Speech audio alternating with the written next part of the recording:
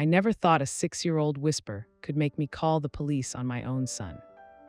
It wasn't even the words at first. It was the way his little mouth trembled, how his fingers dug into my cardigan like he was holding on to the edge of a cliff. The TV was humming in the background, some loud cartoon with bright colors, but his eyes were dead serious, far too old for his face. "Grandma," he whispered, breath warm against my ear, "please don't tell Mommy I told you. She said they'll take us away if anyone finds out." That was the moment something inside me snapped into place. Not broke, no, it was more like a quiet click, the sound of a lock turning. For months I'd been shut out, made to feel like a nuisance, a relic, a problem to be managed. "You confuse them, you undermine us, you're old-fashioned, Margaret," I'd heard it all. But I'd never heard my grandchild sound like that. I asked him what he meant, very softly, like I was afraid the air itself would shatter him. And the thing he told me in that small, urgent voice is the reason my son doesn't speak to me anymore, the reason my daughter-in-law calls me a traitor, the reason my neighbors still lower their voices when I walk past. People think family breaks with a scream, a dramatic scene, someone slamming a door.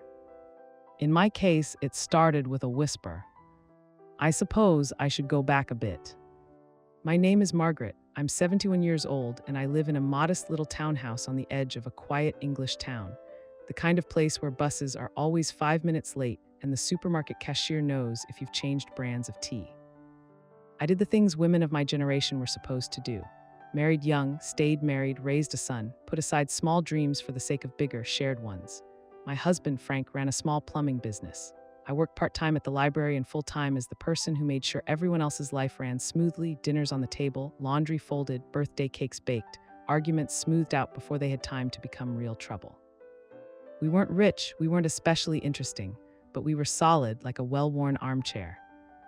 Our son Michael was our pride. He was a quiet boy, a bit bookish but clever.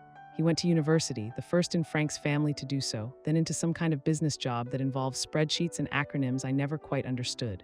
He moved to the city, grew comfortable with suits, learned how to sip craft beers I couldn't pronounce.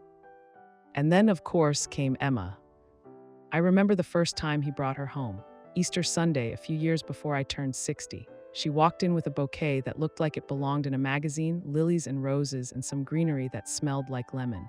She kissed my cheek lightly, her perfume sophisticated and expensive.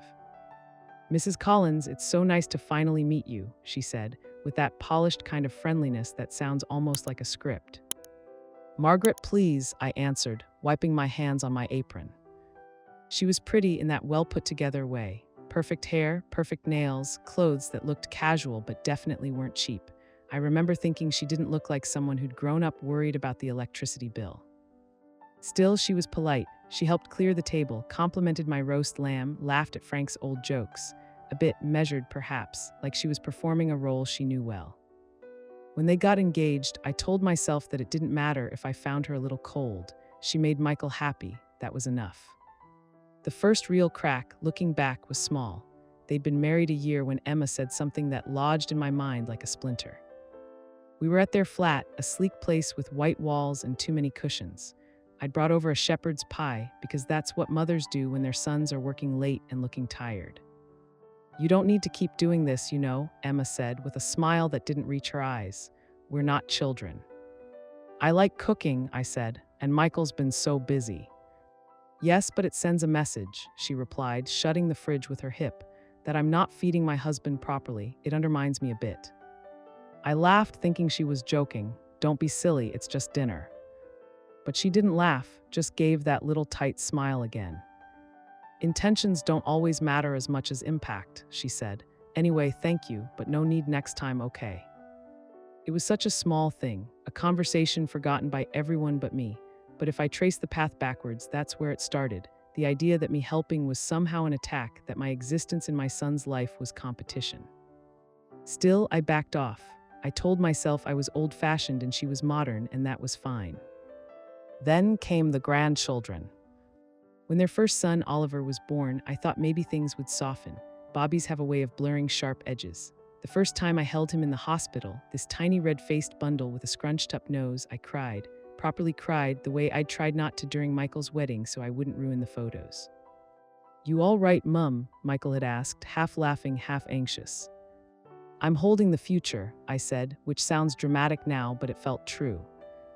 For a while it was good. I'd visit once a week, help with laundry, walk the baby up and down when he was colicky, give Emma a chance to shower or nap. She seemed grateful then, tired and overwhelmed, but grateful. Honestly, I don't know how people do this without help, she confessed once, pouring herself a cup of coffee with shaking hands. I'm so glad you're around. Those were good months. Oliver's first wobbly smiles, his warm little body asleep on my chest, the way Michael looked at his son like he couldn't quite believe he was real.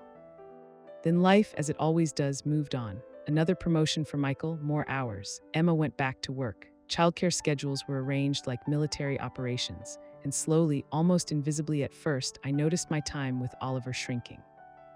Oh, we're putting him in nursery on Mondays too, helps with his social skills. We're doing baby sensory on Thursdays, so that's not great for visits. We're really trying to keep weekends just for the four of us. There were always reasons, logical, practical reasons. I tried not to complain, didn't want to be one of those mothers who guilt-tripped their children. Then their second boy, Theo, arrived. Theo was different from the start. Where Oliver had wailed his way into the world, Theo came out quiet, wide-eyed, as if he was studying the room. As a toddler, he was more cautious than his brother, always hovering near the edges, watching first before joining in. He was also the one who clung to me the most. When he was little and I visited, Theo would waddle over in his footy pajamas, arms outstretched, chanting Mama Marg, a name he'd invented himself that stuck.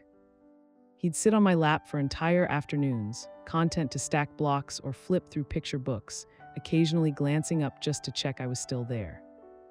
Those visits, as the years went by, started to feel like stolen time. If anyone asks officially, the ban began with a parent-teacher meeting. That's the neat way Emma tells the story. After a conversation with the school, we had to set boundaries with my husband's mother for the children's sake. The real story is messier. Oliver was 7 then, Theo 5. It was one of those wet Wednesdays in November when the sky feels like a dirty dishcloth.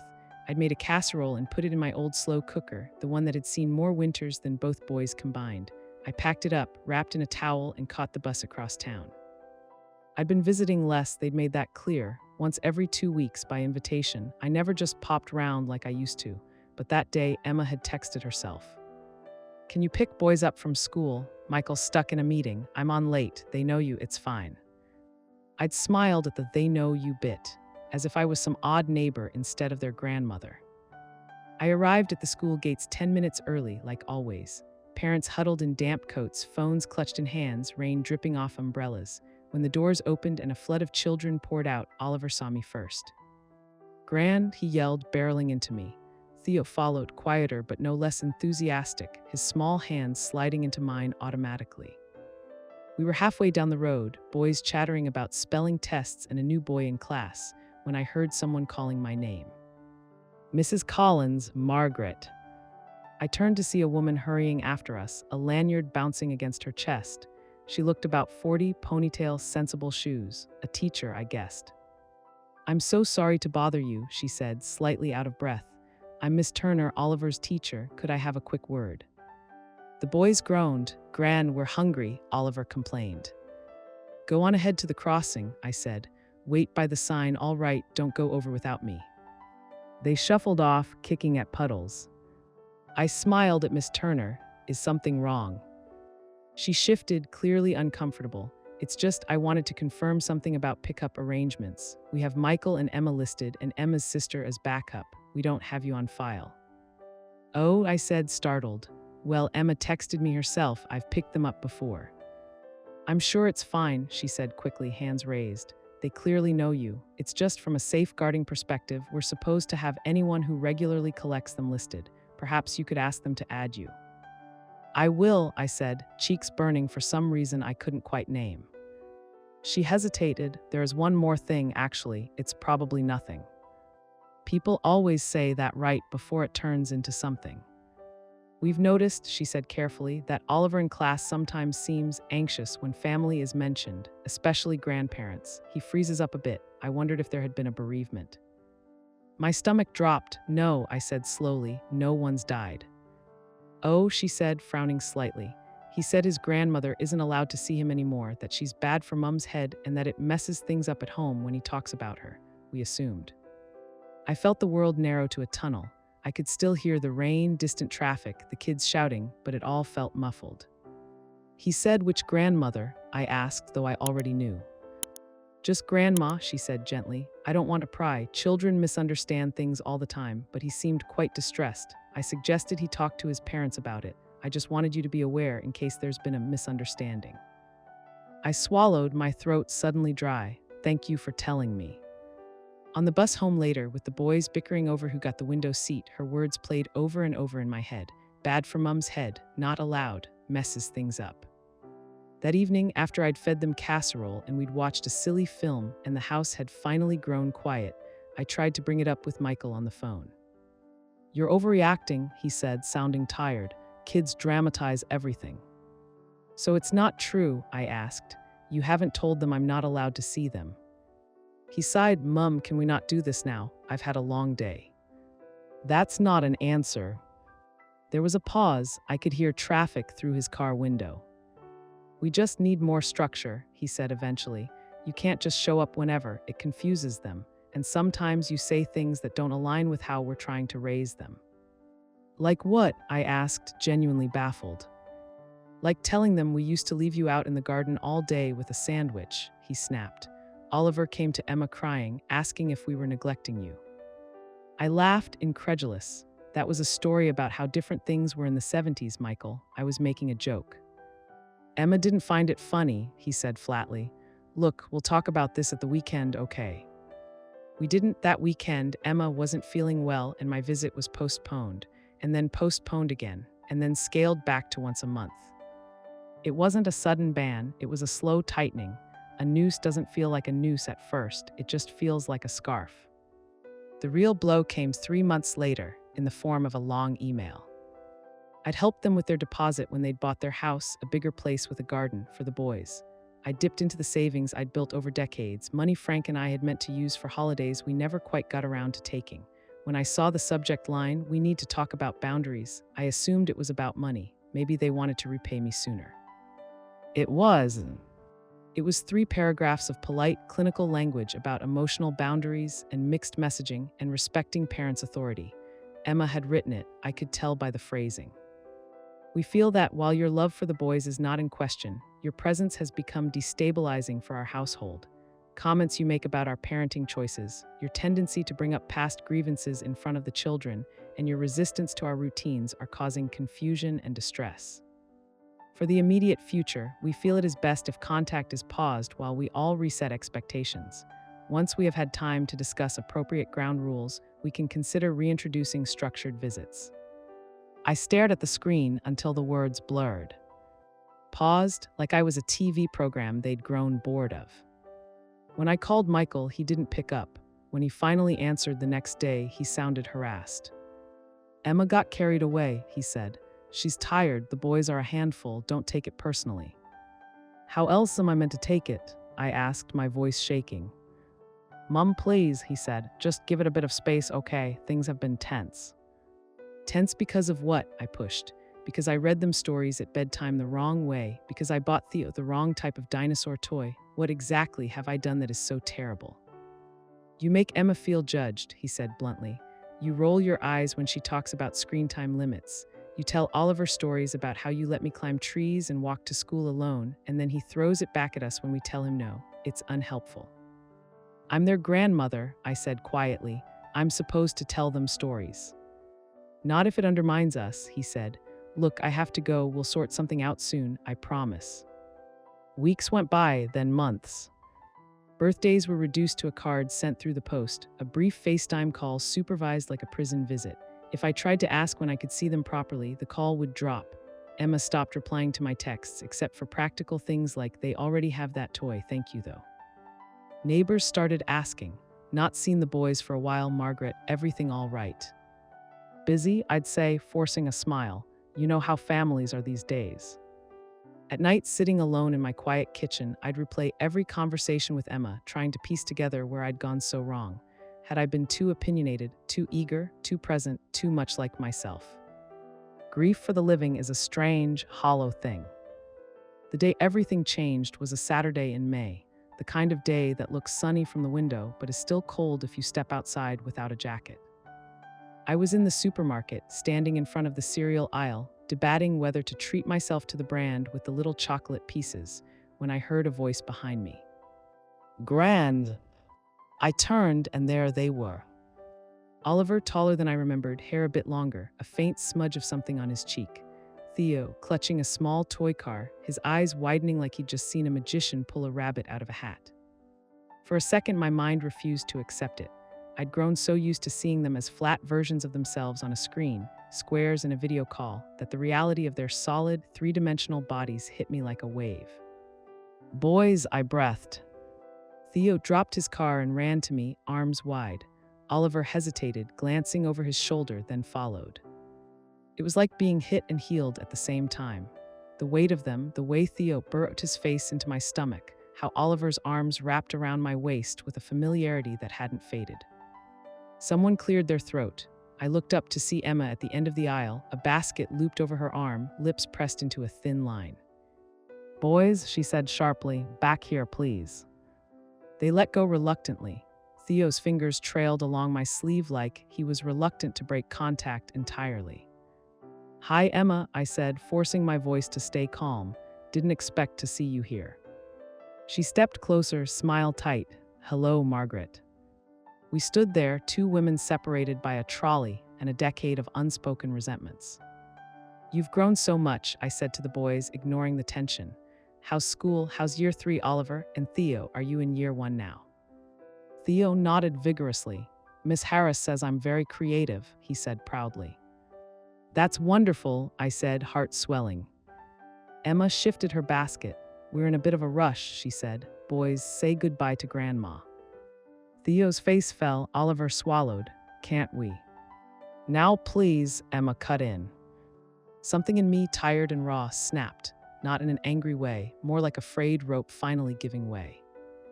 Emma, I said quietly, could we perhaps talk for a minute outside? She stared at me, assessing. The boys watched, wide-eyed. Fine, she said abruptly. Boys, stay here where I can see you. Don't move. If anyone talks to you, you shout for me, understood? We walked a short distance down the aisle, near the tinned tomatoes. What is it? She asked, folding her arms. I suddenly felt ridiculous, like a child about to beg the teacher for extra marks. I just want to understand, I said. It's been months, I miss them. Whatever I've done to upset you, I'm willing to apologize. I'm their grandmother, Emma. I'm not going to live forever. Can't we find a way? This is exactly the problem, she cut in. You make everything about you, about your feelings, your needs. You undermine me with my own children and then play the victim. I haven't even seen them, I protested. How can I undermine anything from my kitchen table? You undermine us when you did see them, she said. And you used that time to fill their heads with ideas about how parents should be thankful their mothers help out. It hit me like a delayed punch, a casual remark I'd made tired after a long day of babysitting. When your dad was little, Grandma did everything without any help. Parents these days are lucky. I was talking about my own mother, I said weakly. It was about my generation, not. It doesn't matter what you meant, she said, her voice low and controlled. It matters how it lands, and I won't have my children feeling like they owe their grandmother more loyalty than their own parents. I stared at her, stunned. I never. She raised a hand. This conversation isn't productive. We've made our decision. We'll contact you when we're ready to reassess things. Until then, please don't approach the boys in public like this again. It confuses them. They approached me, I said, stung. They ran to me. Her jaw tightened. Because they remember the version of you that plays the fun granny. They don't see the emotional manipulation beneath it. It was like being slapped. I watched her walk back to them, watched Theo's face crumple when she said something I couldn't hear, watched Oliver glance back at me, guilt written all over his features. Bye, Gran, he called, voice small. I managed to lift my hand, to smile, to say, bye, love, be good. I left the supermarket without buying anything. That night was the first time I considered, very seriously, writing them letters and hiding them somewhere safe for when they were older, telling them my side so that if they ever wondered why Grandma disappeared, they'd know I hadn't just wandered off like a confused cat. I told myself it would make things worse. I didn't know then that a few weeks later, I'd hear the whisper that changed everything. The ban became official about 2 weeks after the supermarket incident. A formal letter this time, not an email, on heavy paper as if the texture could add legitimacy. Dear Margaret, following our recent interaction, we feel it is necessary to reiterate and formalize our previous request. For the well-being and emotional stability of our children, we ask that you refrain from any unplanned contact, including approaching them in public spaces, attempting unscheduled visits to our home, or sending unsolicited gifts. We recognize that this may be painful for you. However, as their parents, we must prioritize what we believe is best for them at this time. Once we are confident that appropriate boundaries can be maintained, we will reconsider supervised contact. Regards, Emma and Michael. Supervised contact, like I was some unstable stranger. I sat at my kitchen table, letters spread out in front of me, hands trembling. A part of me wanted to march over there and demand Michael look me in the eye while he signed away our relationship. Another part just wanted to crawl into bed and not get up. Instead, I did what women of my generation do when the world feels too big. I made tea. As I poured the hot water over the bag, tears dropped into the cup, darkening the surface. I didn't call them, didn't reply. I didn't trust myself not to say something I'd regret. Besides what was left to say, they made themselves clear. Days blurred together. I kept busy because the alternative was sitting and staring at the empty armchair where Oliver used to curl up with a blanket, the corner of the garden where Theo had once declared he'd build a rocket. Then, on a Thursday afternoon, the phone rang. It wasn't a number I recognized. Hello, Mrs. Collins, a female voice asked. This is Sarah Clark from Willow Lane Primary. I'm one of the teaching assistants in Year 1. My heart lurched. Is something wrong? Are the boys all right? Oh goodness, I'm so sorry. I didn't mean to alarm you, she said quickly. Everyone's fine. I know I'm probably overstepping, but Miss Harris mentioned you at lunch, and I recognized your name from some paperwork, and I thought, well, I wasn't sure what to do. I gripped the phone tighter. What paperwork? There was a brief pause. We had a note from Mr. and Mrs. Collins asking that we not release the children to you unless we had explicit written permission on a given day. It's fairly standard. We get those when there are custody disputes, that sort of thing. But I was there the day you picked up the boys a while back. You seemed close. The children were clearly delighted to see you. Shame burned through me. Even here at their school, I was a problem to be managed. I understand their wishes, I said stiffly. I won't cause any trouble. I didn't call to scold you, she said gently. I just wanted you to know that Theo talks about you a lot. He draws pictures of you in the corner of his worksheets. He told me once that you smell like biscuits and old books. She chuckled softly. It sounded like a compliment. My throat closed. Thank you, I managed. And today, she hesitated. He was very withdrawn at lunchtime. When I asked if he was okay, he said he missed you and that he wished his mum didn't get headaches when he talked about you. Headaches, I repeated flatly. Yes, she said, I know it's not my place, but if there's some misunderstanding, perhaps it might help to know that the boys clearly adore you. We ended the call politely. I thanked her again. I spent the rest of the day alternating between anger at Emma, at Michael, at myself, and a crushing, weary sadness. By evening, logic had kicked in, like an unwelcome houseguest. You can't force your way back into their lives, I told myself. That will just prove them right. You have to wait, be patient, hope time softens them. I had no idea that time was about to run out on that option. The whisper happened 10 days later. Emma called that morning, voice clipped. We've booked a table for Michael's birthday lunch on Sunday, she said. We thought it might be appropriate to invite you, given the occasion. Appropriate, I echoed. That's kind of you. The boys will be there, she added, as if that were a side detail and not the entire axis my world turned on. From 12 to 2, we're going to Mum's afterwards, so don't expect to monopolize them. I'll try to behave, I said dryly, then immediately regretted it. She exhaled sharply. I'm making this effort for Michael. Please don't make it harder than it needs to be. I'll be on my best behavior, I said quietly. Thank you for the invitation. In the old days, I would have baked a cake myself, thrown a family meal. Now, my role in my own son's birthday was limited to occupying a chair for a designated time slot in a public place where my behavior could be monitored. Still, it was something. I spent too long choosing what to wear, settling eventually on a navy dress and my good cardigan, the one Frank had bought me for our 40th anniversary. The restaurant was one of those family-friendly chains with wipe-clean menus and crayons for the kids. When I arrived, they were already seated. Michael at the head of the table, Emma on his right, the boys across from them, fidgeting with the paper placemats. Theo saw me first, his face lit up. "Grandma," he shouted, half rising from his chair. Indoor voice, Emma snapped automatically, putting a hand on his shoulder. Michael stood and gave me a quick hug. It was stiff and obligation fulfilled. Still, I clung to it.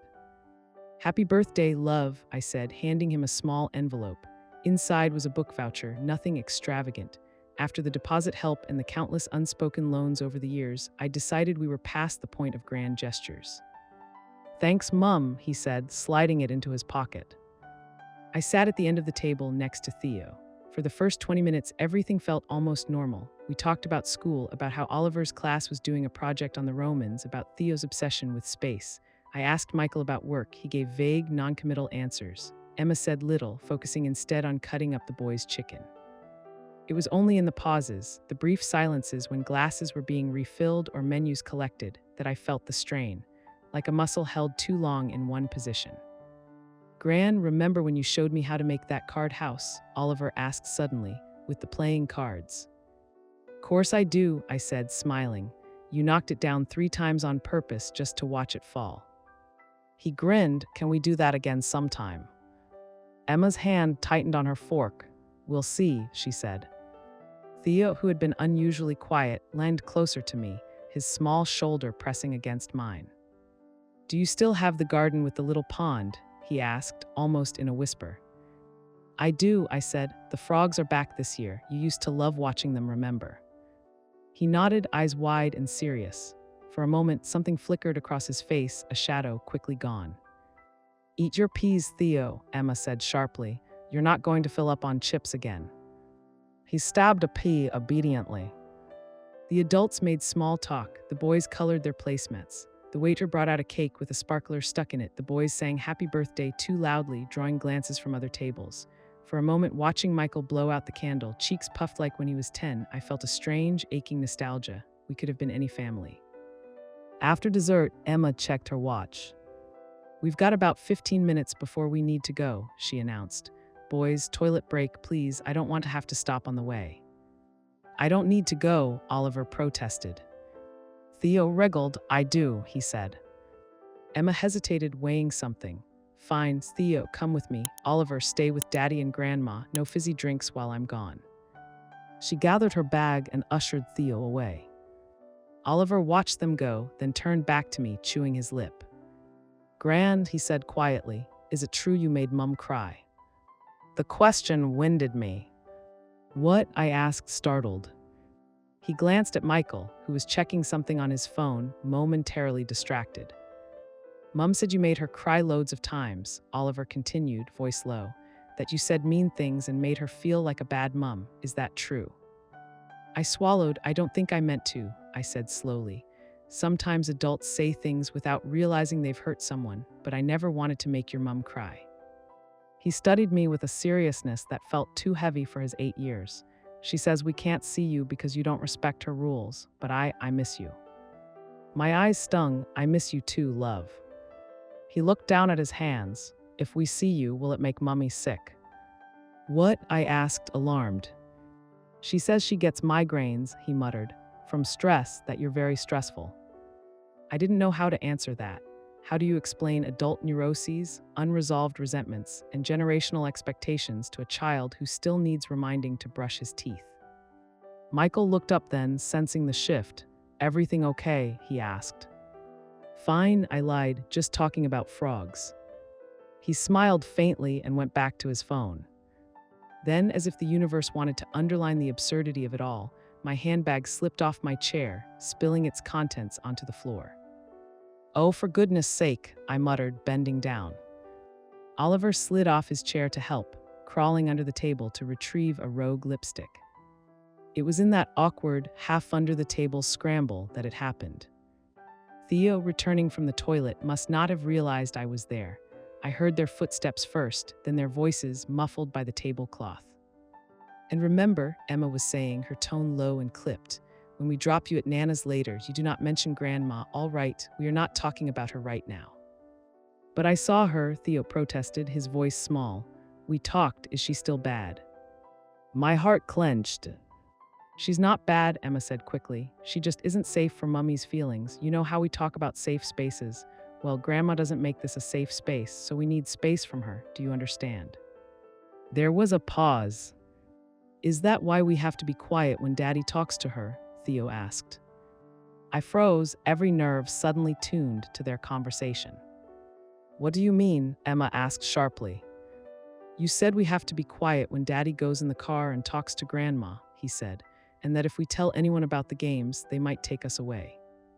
For God's sake, Theo, she hissed. We talked about this. We do not talk about that outside the house, ever, do you hear me? My breath caught. The games. My mind raced, immediately leaping to the worst possible meaning, then chastising itself for going there. Games could mean anything. Board games, video games, pretend games. Why would talking about them mean someone might take us away? Theo whimpered, but I don't like them. I don't like it when Daddy shouts and throws things. It scares me. My blood ran cold. There was a rustle, like someone kneeling. That is not a game, Emma said, voice tight. That is a grown-up problem, and it's private. We do not talk about it at Nana's, we do not talk about it at school, and we do not talk about it with Grandma. If anyone asks, you say Daddy is working late, do you understand? But what if? Theo, she snapped. If teachers or Grandma or anyone else thinks Daddy is scary, they might take you and Oliver away. You don't want that, do you? He gasped, no. Then you keep it to yourself, she said. You're a big boy, you can do that. Oliver, still under the table with me, had gone very still. Our eyes met in the dim space between chair legs and dropped napkins. Gran, he whispered, barely moving his lips. Don't come up yet. Footsteps moved away, chairs scraped.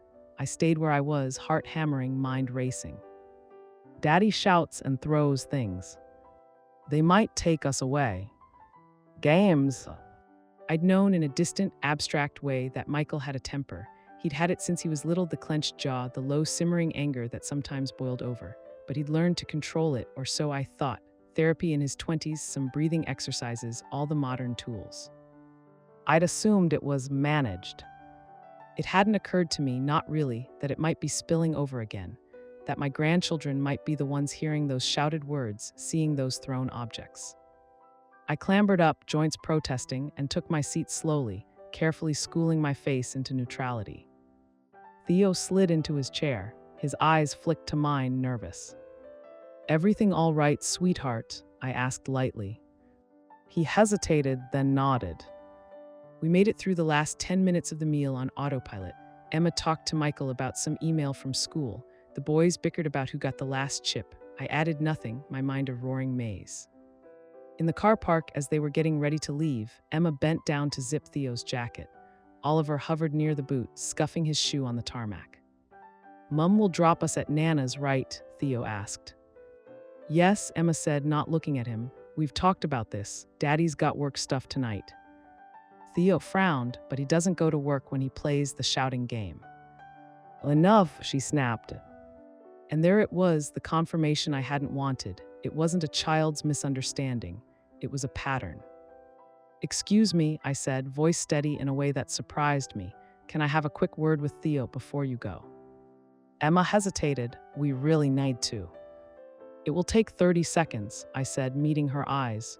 You can stand right there. Something in my tone must have unnerved her, because she nodded reluctantly. I crouched down so I was level with Theo. My knees popped, but I didn't care. Theo, I said softly, you know you can always tell Grandma the truth, right? About anything, and I will never be angry at you for telling me the truth. He looked from me to Emma, anxiety written all over his little face. Even if someone told you not to tell, I added gently, especially then. His lower lip trembled. Grandma, he whispered, leaning closer, so close I could smell his strawberry shampoo. Please don't tell Mummy I said this. She'll be sad, but I don't like it when Daddy plays the game, when he shouts and throws the glasses. They break everywhere, and he said last time if anyone finds out, he'll go to jail. I don't want Daddy to go to jail. My heart stopped. Does he ever hit you? I asked, forcing the words out. His eyes widened, horrified. No, he just hits the wall and the table and sometimes the chair. And once he pushed Mummy and she fell and cried, and Nana said it was just an accident, but I saw Grandma, it wasn't, and end. His breath hitched. And sometimes he drinks the angry juice first, he finished in a rush. The brown stuff in the funny bottles, and then he gets worse. The world tilted. Behind us, I could feel Emma's attention sharpening like a knife. Theo, I said quietly, every instinct screaming. Thank you for telling me. You were very brave. This is not your fault. Do you understand? None of this is your fault. He nodded uncertainly. Time up, Emma said sharply. Theo, car now. He obeyed immediately, small shoulders hunched. Michael had gone ahead to the car, oblivious, or pretending to be. Emma fixed me with a cold, glittering stare. If you care about those boys at all, she said, her voice low and venomous, you will keep your nose out of this. We are handling it. Handling it, I repeated, incredulous, by teaching a 6-year-old to lie to his teachers and his grandmother, by making him think telling the truth will get his father taken away. You don't understand modern parenting, she hissed. If social services get involved, they won't care about context. They'll pull this family apart. Michael is getting help. He's under a lot of pressure at work. Theo is dramatic. He exaggerates. He didn't sound dramatic, I said. He sounded terrified. She took a step closer. You have already done enough damage to this family, she said. You poisoned my relationship with my husband by constantly inserting yourself, by making him feel guilty, by framing yourself as the victim all the time. I will not let you weaponize my child's anxiety against us. This isn't about me, I said quietly. This is about your children living in a house where things are thrown and people are pushed. Her lips thinned. If you tell anyone, she said, we will deny it. We'll tell them you're old, that you misheard. We'll tell them you've been unstable since Frank died, that you're lonely and you fixate. Who do you think they'll believe, Margaret? The respectable couple with good jobs and spotless records, or the 71-year-old widow who can't accept change? She didn't wait for an answer. She turned on her heel and marched to the car. I stood there in that car park that smelled of petrol and fried food, watching the red brake lights as they pulled away, my whole body shaking. For the first time in my life, I wondered if loving someone meant doing the one thing they might never forgive you for. That night, I didn't sleep. I sat at my kitchen table with a notebook and a pen, making columns like I used to when Frank and I were deciding whether to remortgage the house. Tell someone, don't tell someone. Under don't tell, the arguments were familiar, comforting in their selfishness. You could be wrong, children exaggerate. Maybe it was just one incident. Maybe Emma is right and they're handling it. Social services might overreact. The boys could be taken into care. They'll hate you if you cause that. Michael will never speak to you again. You're old. You won't even be around long enough to help them through the fallout. Is this really your business? Under tell, the list was shorter but heavier. He pushed her, he throws things, they are scared, they've been told to lie. A 6-year-old is carrying secrets that are too big for him. If something worse happens and you did nothing, could you live with that? At 3 a.m, I put the pen down. Sometimes life narrows to a single, brutal question. What can you live with?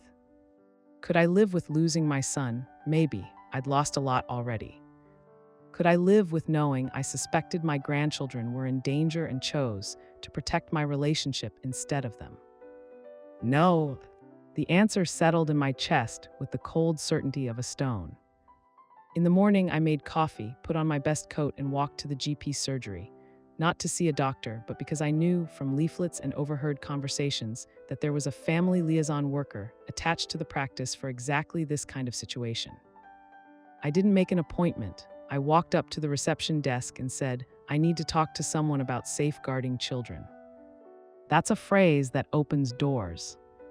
Within an hour, I was sitting in a small, neutral room with a woman named Karen. She had warm eyes and a notebook she barely wrote in. Take your time, she said. Start wherever you need to. So I did.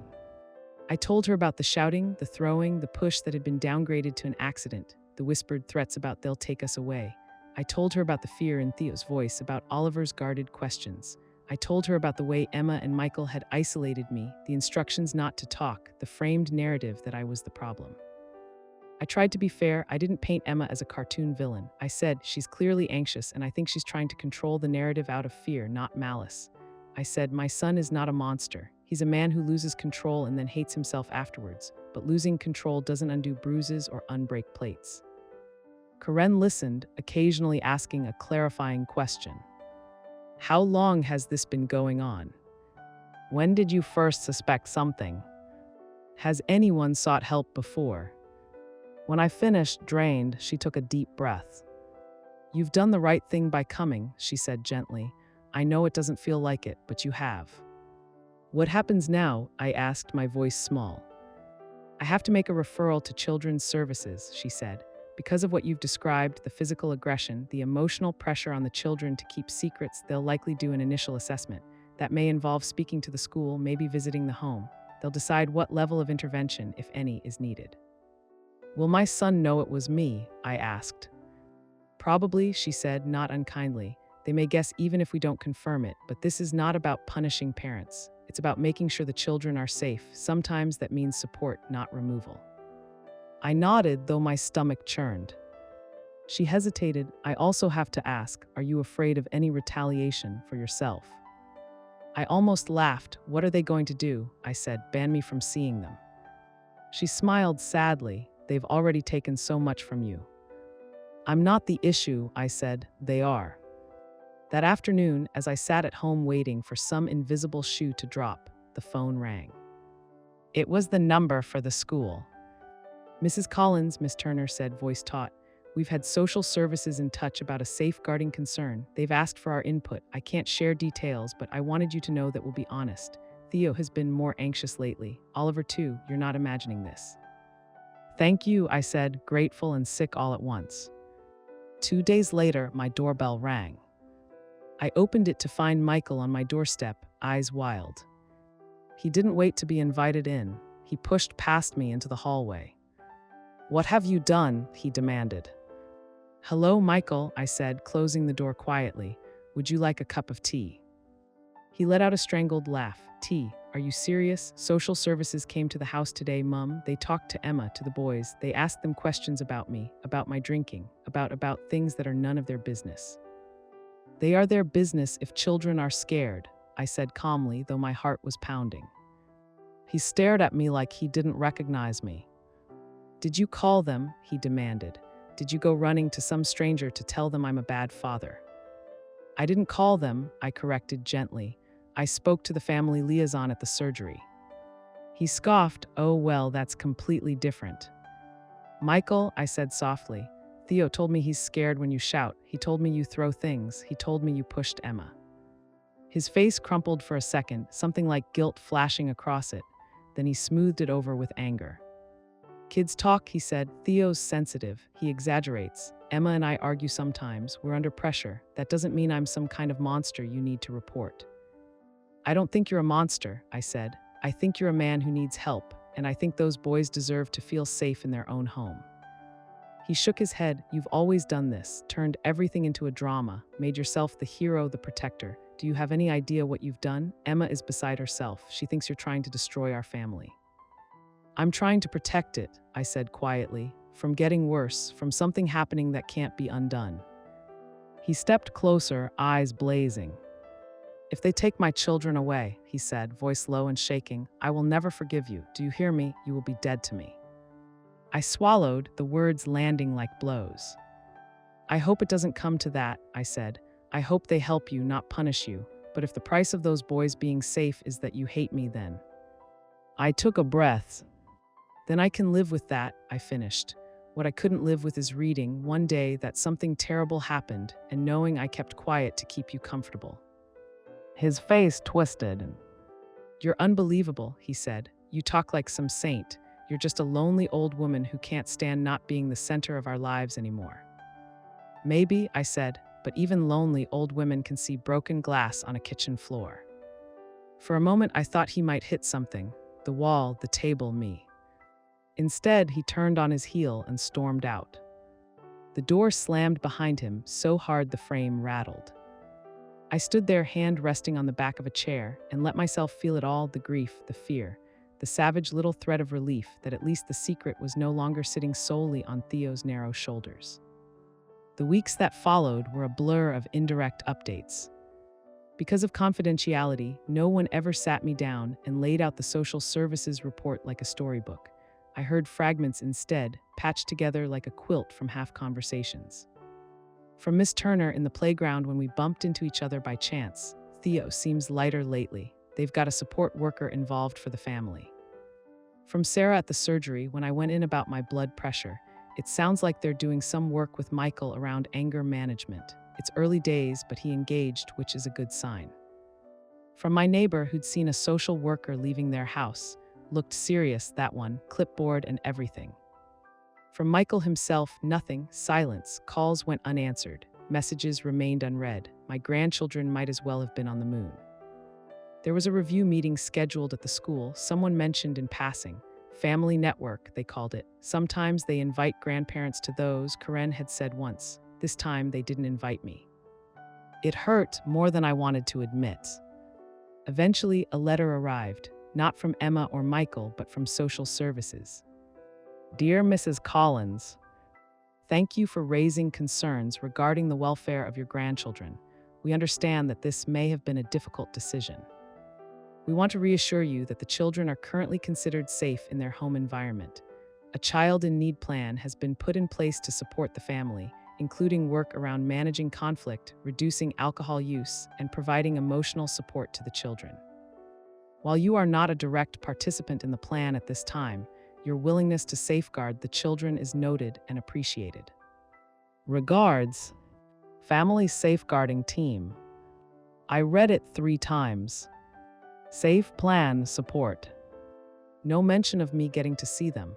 No mention of reconciliation, just a bureaucratic pat on the head. For a while, I lived in a strange limbo. I'd walk to the park and half expect to see them racing down the slide. I'd hear a child laugh in the supermarket and my heart would leap traitorously.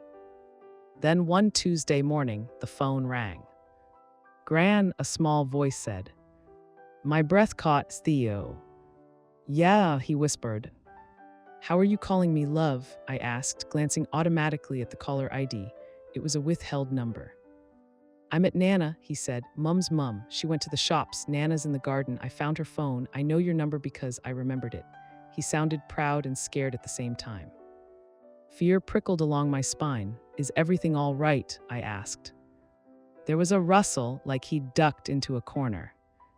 Daddy's different, he said quietly. He doesn't play the shouting game as much. A lady comes round and talks to us about feelings. She has puppets. He sounded unimpressed by the puppets. But Mum cries a lot now. She says Grandma ruined everything. I closed my eyes. I'm sorry, I said. I never wanted to make your mum cry. I know, he said in that small, earnest way children have when they're offering comfort they shouldn't have to. I told her you're not a bad grandma, just a telling grandma. I let out a shaky laugh. Yes, I suppose I am. Gran, he asked. Yes, love. Was I bad for telling you? The question gutted me. No, I said firmly. You were good. You did the right thing. When something scary happens and grown-ups tell you to keep it a secret, that's not fair. You told someone safe. That's very, very brave. He was quiet for a moment. I have to go, he said reluctantly. Nana, coming back, she doesn't like me using her phone. Before you go, I said quickly, panic flaring at the thought of the line going dead. Can I ask you one thing? Okay. Do you feel safer now? I asked. At home, I mean. He thought about it.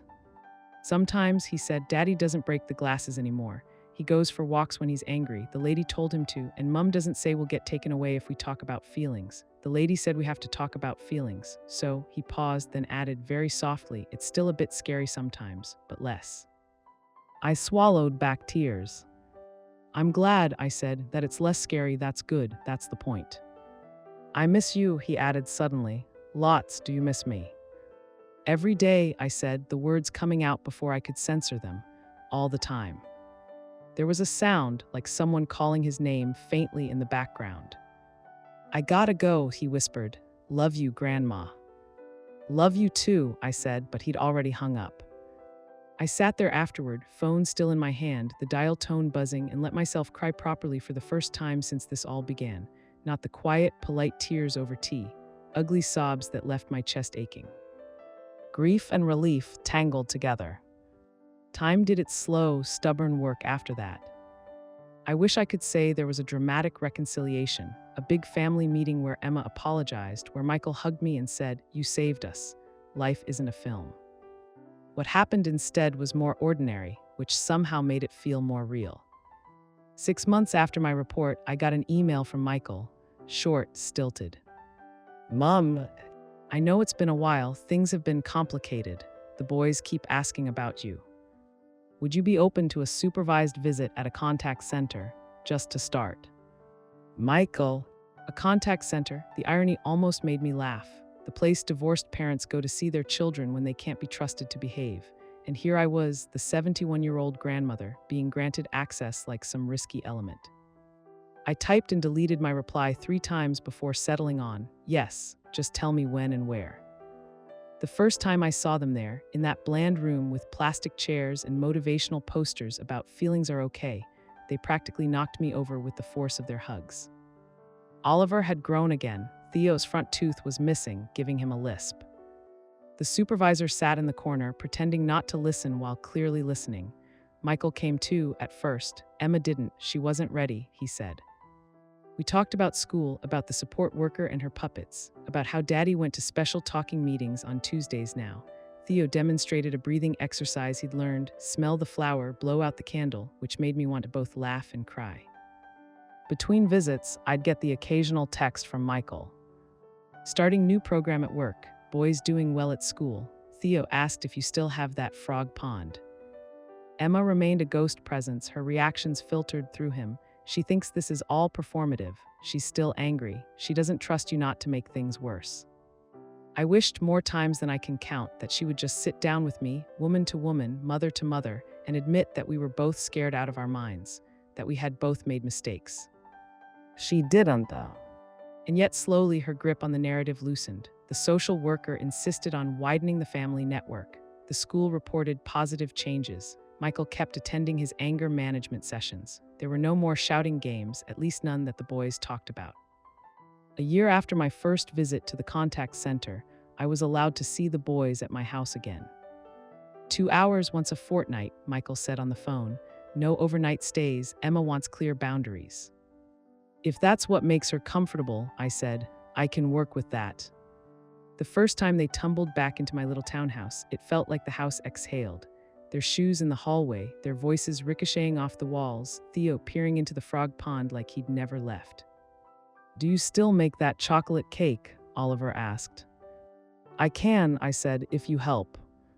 We baked, we argued about how much icing was too much. Theo got flour on his nose. For a few precious hours, we were just a grandmother and her grandsons again. All the social workers and reports and whispered accusations kept at bay by the smell of cocoa. At the end of the visit, as they were putting on their coats, Theo tugged at my sleeve. "Grandma," he said. "Yes, love." "Are you still a telling grandma?" he asked, eyes serious. I knelt to his level. "I will always be a telling grandma," I said. "If I think you're not safe, I will tell, even if it makes people angry with me." He considered that. "Even me?" he asked. "Especially you," I said, "because I love you." He nodded slowly, like he was filing that away. "Good," he said simply. On the way to the door, Oliver hung back. "Dad says you did the right thing," he muttered, not quite looking at me, "but that it was complicated, and that he's still angry, I don't really get it." "Neither do I said honestly, "but that's okay. Some things are allowed to be complicated." He nodded. "Grand," he added almost as an afterthought, "I'm glad you told." It was such a quiet sentence.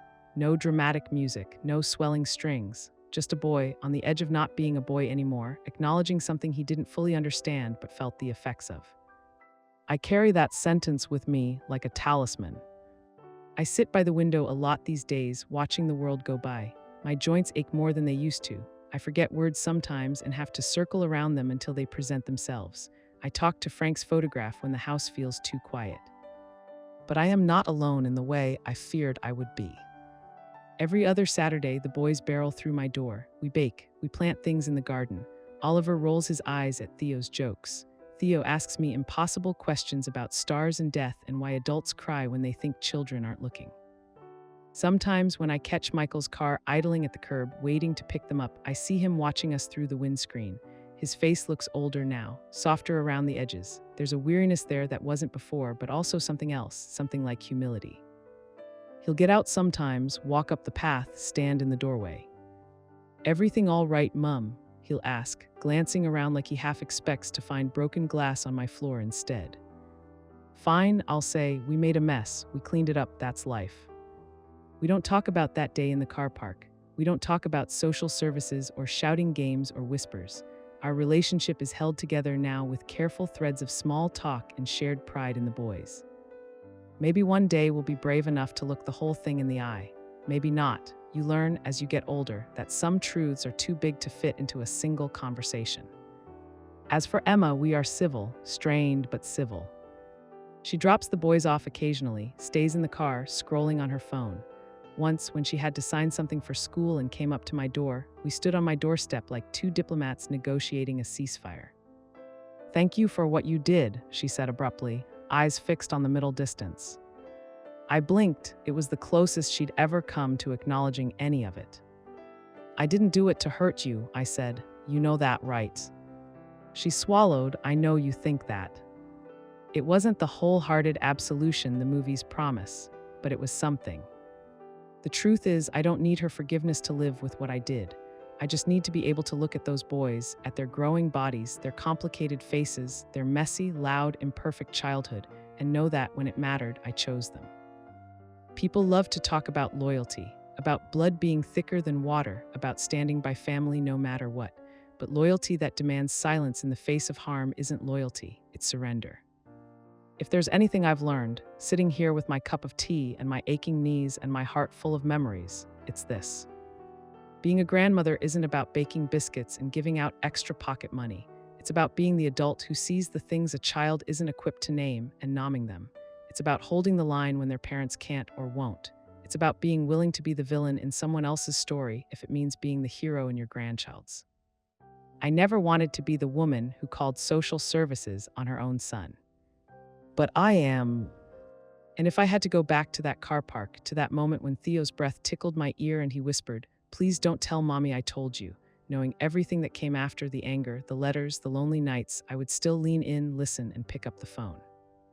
Because in the end, the thing that terrifies me more than losing my son's approval is the idea that my grandchild might one day ask, "Why didn't you do anything?" And I'd have no answer. I am a telling grandma. And if that's the worst thing they can say about me when I'm gone, I can live with that.